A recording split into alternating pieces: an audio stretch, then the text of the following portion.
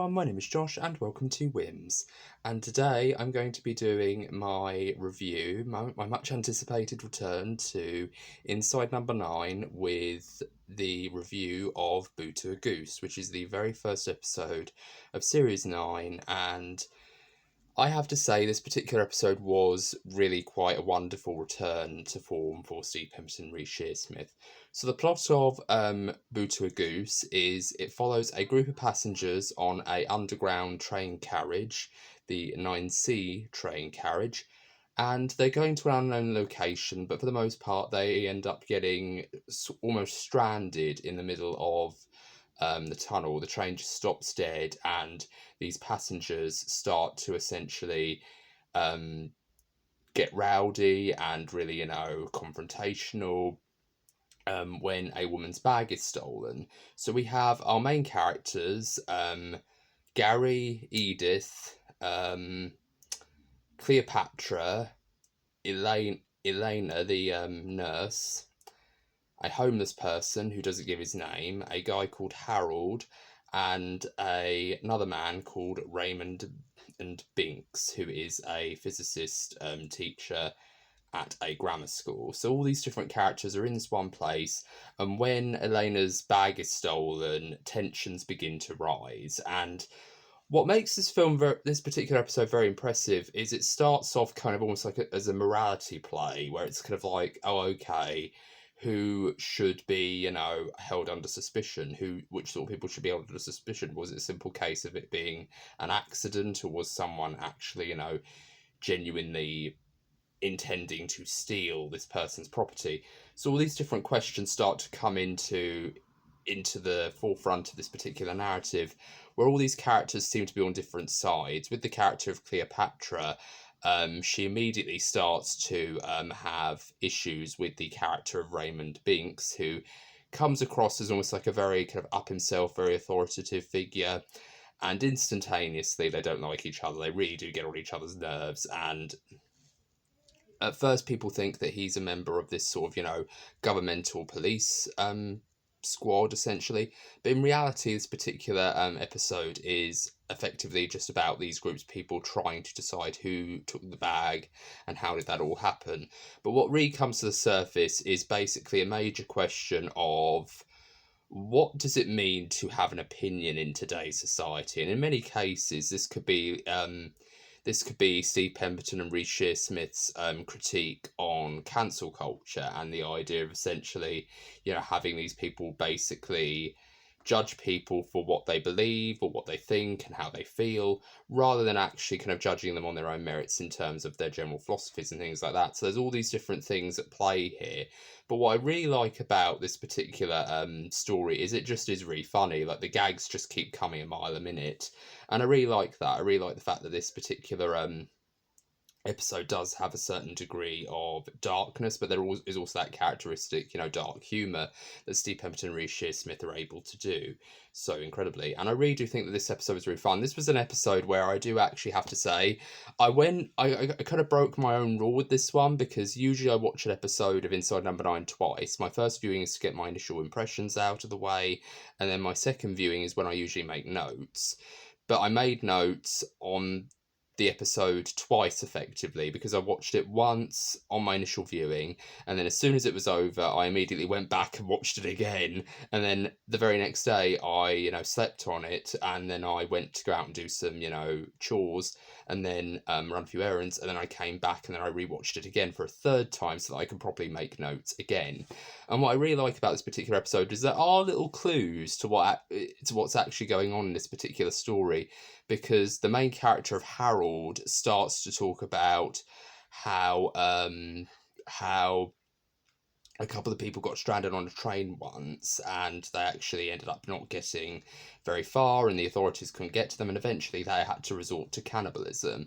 And I really like that reference, because it's actually a reference to a film that I did actually tackle on this channel a long time ago called Deathline, in which, if you are not familiar with that particular video, it's on my series of videos called Alternative Options, where I basically give you alternative options to famous TV shows or films, and I give you an alternative option that's somewhat better. It's kind of like the Asylum knockoffs, but except they're actually good. alternative options, effectively. And in that particular episode, I compared it to, if you like the film The Descent, watch this video. And that's effectively what that particular film is. It's essentially a riff on that kind of story where it's a claustrophobic thriller, but it also has something that's actually quite interesting, which is the idea of this character being the last of his kind and sort of being the last in a long line of cannibals who have basically been trapped underground, the London Underground, since the beginning of the century. So there's all these different things at play there. So I like the fact that they were able to give a little nod to Deathline, and because Steve Pemberton and Reece Shearsmith are such film fans, I wouldn't put it past them that they'd seen that film. So I do really like that. I was almost tempted to make a Mind the Doors reference, because if you've seen that film, you know that that's one of the catchphrases of one of the characters. And I really do love that film. So the fact that they were able to make a little tiny reference to it was much appreciated. And yeah, if you want to know my thoughts on Deathline, please go and check out that alternative options video. It's If You Love The Descent, watch this video title. And yeah, this episode's really wonderful. I really like the little references. I like, in the background of certain shots, you can see certain posters, and a lot of them are about all sorts of different things, like, say, for example, knife crime or something like that. Usually the sort of posters and advertisements that you'll see when you actually do go on board a train. When you go on board an underground train, you see all these different advertisements, all these different things, like the line, if you see something that doesn't look right, please report it to the local transport police. See it, say it, sorted.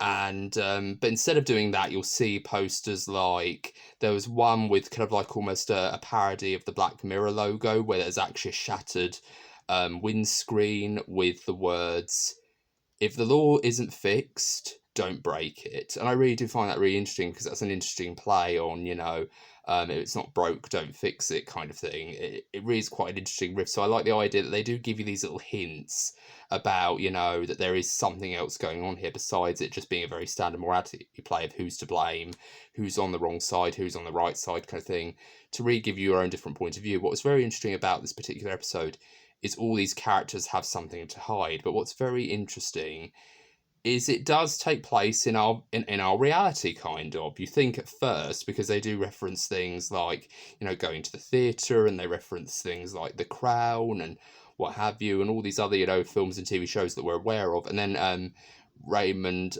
Binks makes reference to the fact that Elena's a nurse, and there wasn't a long time ago when we were actually applauding the nurses of the NHS and for their efforts, and they were talking about pots and pans, banging pots and pans outside and things like that. So they are referencing the fact that, oh yes, this is set in a world where the pandemic has happened, all these real world stories and characters exist, or all these fictional stories and characters that are from our world exist. Like there's one of my favourite characters in the entire episode is a character called Velma Dickshow. Her real name is in fact Jonathan, and they're played by Reece. And what I really like about this particular character, well, I shouldn't call this character they, because they're not trans, they're actually just a drag act. So he is in fact a really funny character, and I really do like the fact that there was a moment where he was talking about everybody, like, oh, I'll take you guys to my drag show, I'll put you all on the guest list, I'll call it Edie, I'll call, you know,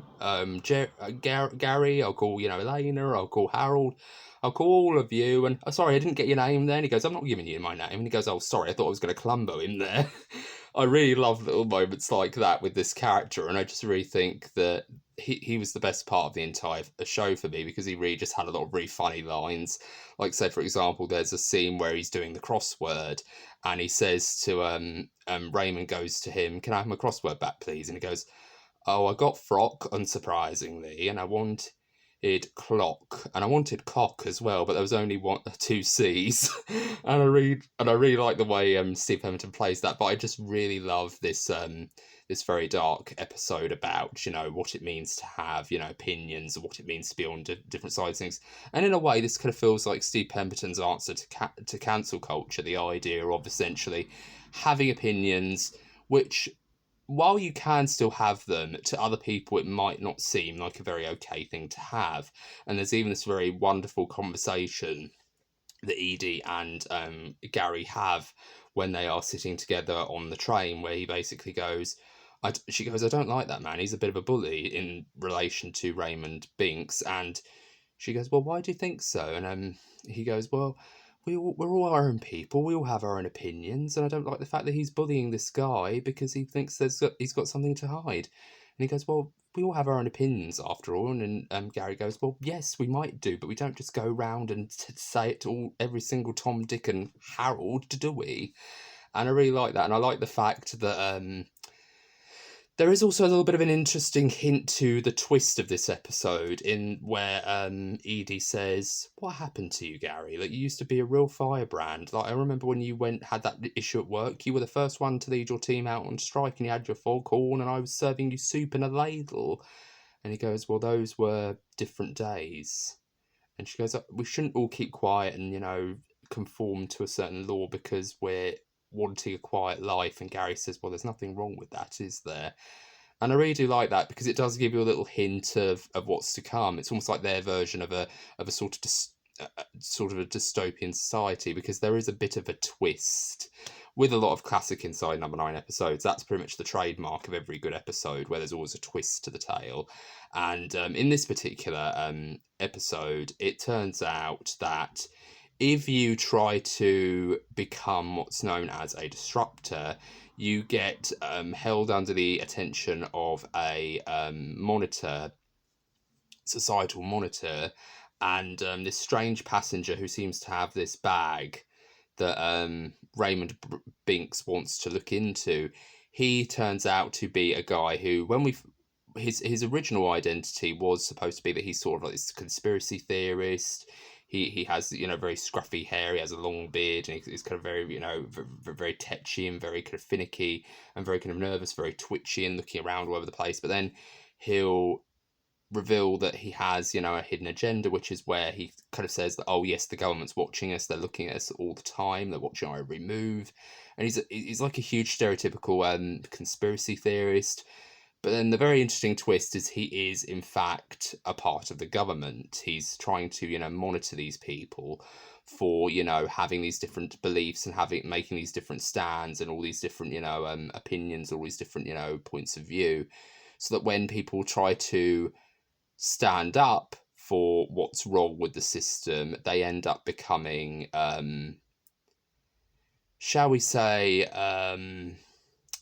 they end up becoming a sort of liability, to the point where they're actually removed, shall we say, and they allow them to have their own replacement, which is actually a clone. And there's various other hints to this as well. Like, there's this one conversation that Elena has with a homeless person, where the homeless person actually does feel a little bit disheartened that he's now in this position, because whenever he asks people for money, he's genuinely doing it because he expects generosity, but people think it's all a sham, or all sort of like a prank, or sort of like a scam of sorts. But in reality, he's just homeless and he wants money to try to get some food and get somewhere warm to live. And Elena says that, oh, in my line of work, you see a lot of people all the time who are trying to grapple with what's happening to them. And sometimes it's very difficult because you just want to tell them what's really going on, and some people just can't. People can't understand the truth or don't want to know the truth. And that's very interesting, because not only is it a very good summary of her job as an NHS nurse, having to deal with bad news and having to breach bad news to people in many ways, or try to deliver bad news in a very dignified way, where you have to be tactful, but then you also have to be professional and know that this is a human being as well. So there's all these different things going on. But then it could also be a very dark hint to the cloning process that they do in this particular episode as well, which is the big twist of the episode, is that when people, do these moments of standing up and disruption, as it were, the government actually comes in and removes them or kills them and then replaces them with these, doppelgangers.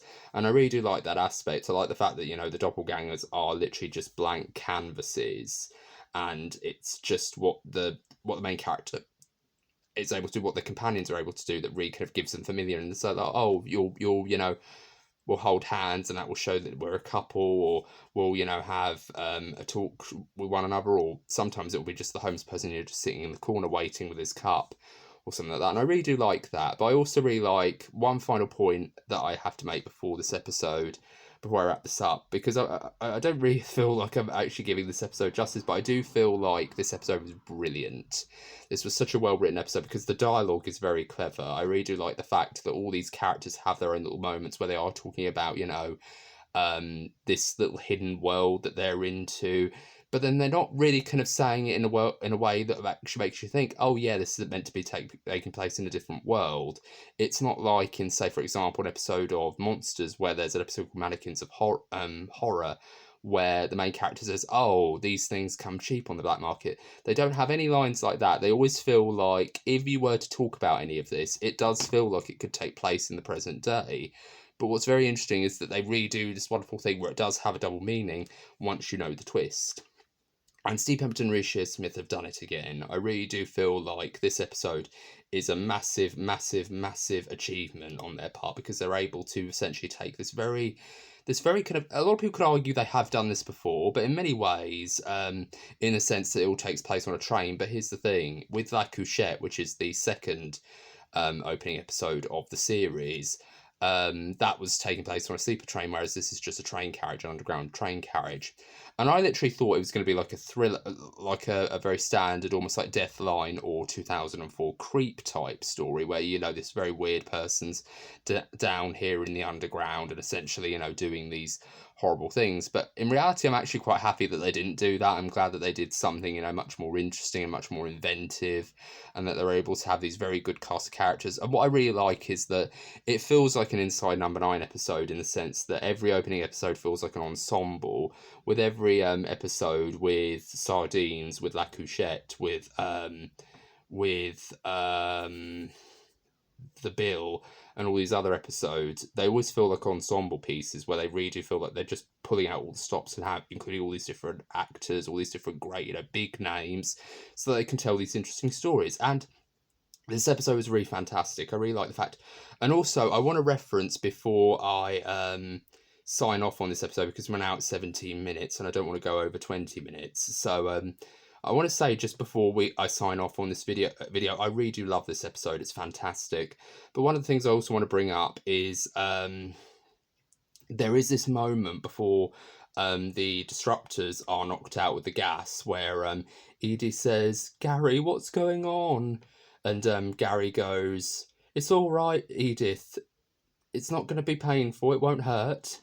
And he goes, "Everything's going to be fine." And it's like, there's that point, which I want to keep in mind. But then there's also the moment where they offer him a mask to cover his face with, so that they don't breathe in any of the gas. And he goes, "It's all right. Me and Harold don't need one," which kind of gives me the impression of, okay, is Jerry a clone? Because they do have this big thing with clones in this episode. I'm just thinking to myself, is Jerry a clone? Is Jerry and Harold a clone? Which means, they've probably been replaced tons of times, and they're just kind of thinking to themselves, oh, well, their owners have probably just thought, okay, we don't want to have anything more to do with Harold, so they just leave him out on his own and just let him do his own thing. And that I thought was very interesting, that they could have, that there is actually a system. And this world, even though it is only a 30-minute episode, it feels very lived in. Like, you really do feel like, oh, now that I've seen the episode in its entirety 3 times, I now know that not only is there a very much lived in possibility with this world, that, that they reference things like COVID and things like that, but then they also reference things that are actually of our world, like Columbo and things like that. And I really do like that element of that. It is familiar, but there are a few interesting changes. And of course, when it comes to the twist of, is Jerry a clone? I think he is, but he's just kind of now starting to realise that now he has to come to terms with the fact that if any one of them steps out of line again, this is going to happen. And I really do like that. I like the fact that there is this element of a lived-in world. And there's so many great moments. And of course, Harold was a really good character, because I felt like he was the one who really was deceptively quite simplistic. And you think, oh, he's probably just someone who has Alzheimer's or some form of dementia, and he's just kind of like this vulnerable old man who's sitting there listening to music. But in reality, when you look at what Gary has said, you kind of just imagine yourself thinking, oh, are they clones? Have they actually been through this before, where they've actually been the ones who've been terminated and the other characters have been replaced? But here's the thing, Edie doesn't know what happened to Gary, if that's the case, because he says, "What happened to you, Gary? You used to be a real firebrand, but now look what's happened to you. You're very quiet," and that I thought was very interesting. So yeah, this episode was fantastic, and I'm looking forward to the rest of the episodes coming this Wednesday, and I'm looking forward to seeing what all you guys think. And before I sign off for real, I want to give a massive thank you to all my Inside Number 9 viewers. Most of my Inside Number 9 viewers are my subscribers. I want to give a massive shout out and a massive thank you to the following people. All the people who are on the Inside Number 9 subreddit who have subscribed to my channel. I want to give you guys a massive thank you for sticking with me throughout this entire, run of Inside Number 9.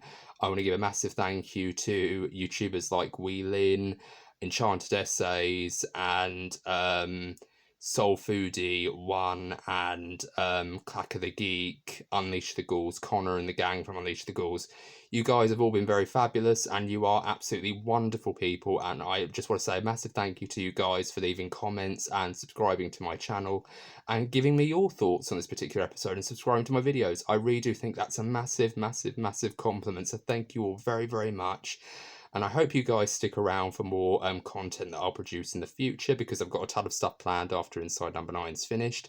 So look forward to my movie review episode that I will be unveiling once the series is over. And I'll also be reviewing other things as well. So I want to say a big massive thank you to you guys. And I just want to do this.